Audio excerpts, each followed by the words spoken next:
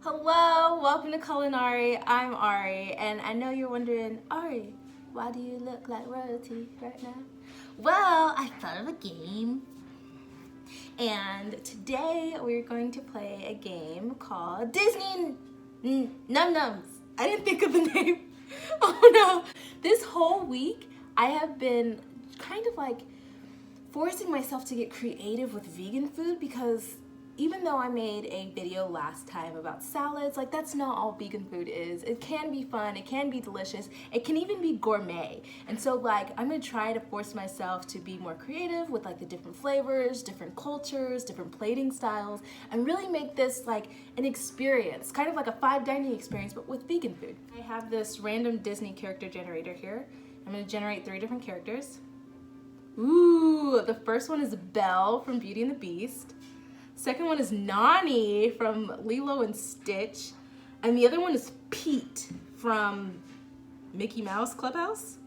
These are not the characters I was expecting, but I'm glad I got them because it's really gonna like, force me to get creative because what the heck am I gonna do with Pete? I'm excited! Disney. Who thought of this idea? I did. Girl, good for you.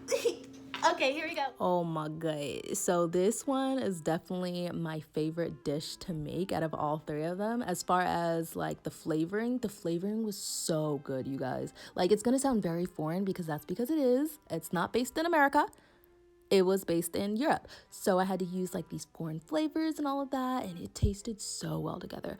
But okay, so I really had to think about Belle as a character, and she has a ton of character development throughout the entire movie. So I had to think about that. And then Homegirl basically goes from this like book nerd peasant to this extravagant princess.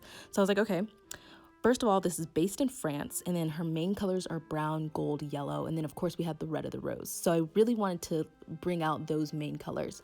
And then you remember how in the beginning, how she's like hop, skipping, twerking, and singing throughout the entire village, and you see all these like bakers she's interacting with? So I was like, okay, French, peasant, bread. So definitely going with a bread pudding, especially because when I think of France, I think of like all these extravagant desserts that they make. So it was a perfect way to symbolize her humble start into this like boss lady ending of like really playing up on that bread pudding. And then I had to think about the flavors. And fun fact, saffron is the most expensive spice in the world, and France was actually the main producer of it for 300 years before World War I. Perfect. So we have our beautiful pairing of saffron, cardamom, and star anise, and our vegan bread pudding, which are all very European, Middle Eastern flavors. Then I wanted to brighten up the dish because you have like all those spices. So I wanted to create a vegan lemon creme anglaise, which I've never heard of before because a creme anglaise is literally just like milk and cream and eggs. And so we don't have any of that in veganism, so I didn't know what I was gonna do. And then we have our rose flavored nice cream, which sounds really weird, but it was just so floral and light, and it was like subtle. It was beautiful. And I thought about the idea of like blending the rose together, just like I pulled it out of my butt, honestly, because like when I boiled it, it tasted like trash. It tasted like straight up cheeks, bro. So that wasn't gonna work. Then for plating, I thought about the most significant part of the movie where she's literally in a cage. So I was like, okay, what if I create a cage for this dish? Like hashtag slavery, but like make it chic.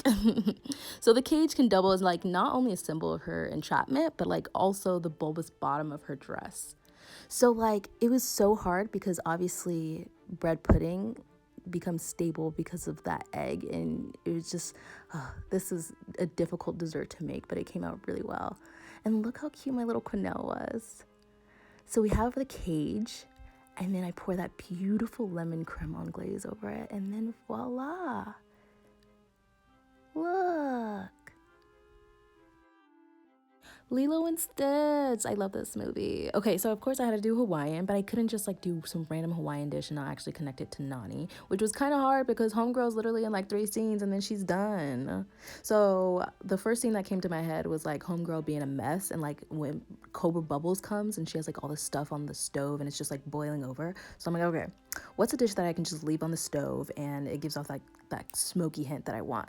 And I thought of Kahlua pork, which is like a popular dish in Hawaii, and it's slow cooked and smoky. And then I just replaced it with jackfruit, which is actually a native fruit of India, but Hawaii has a lot of Asian influences in their cuisine, so it totally worked. And then we have the smokiness of the jackfruit, and it couldn't be a Hawaiian dish without some type of rice or coconut, so I made coconut rice. And then we have that sweet and spicy pineapple salsa. And then I wanted some type of like sauce to really play off her tan skin because yes, queen. And then I thought about poi, which is another popular dish in Hawaii, but it's usually made out of taro root, but I replaced it with sweet potatoes, which isn't nearly as starchy, so it's awesome. And then I added some like Asian flavors as well. And then for plating, I just knew I wanted to play around with how round her features were because we love a curvy queen. And if you look up any type of fan art on Nani, they always like over accentuate her titties and her booty. Ridiculous. But I always see fancy plating where they put rice at the bottom. So I was like, okay, what if it defied gravity and like I put it at the top, which made me think of sticky rice because I could mold it into whatever shape I wanted and put it at the top. So yeah, and then you have this beautiful plate. Oh my goodness. So I love this one.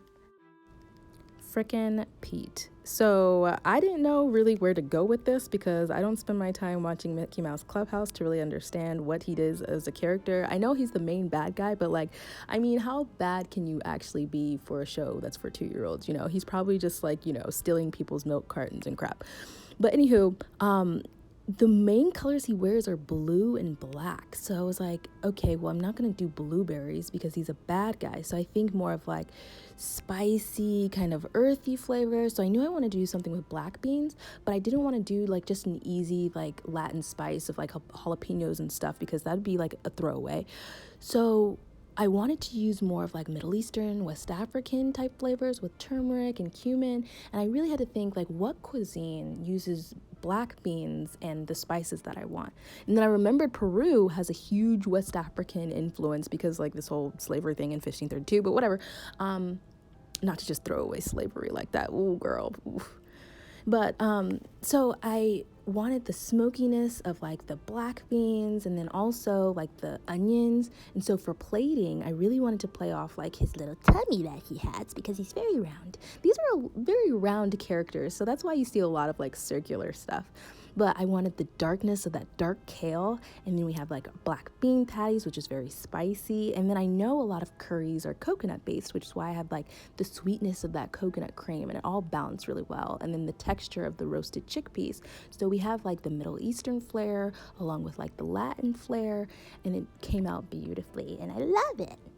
So that's all I have for you guys. Let me know what you think. If you think I should do more videos like this, leave a comment, like, subscribe. You know what to do. Bye.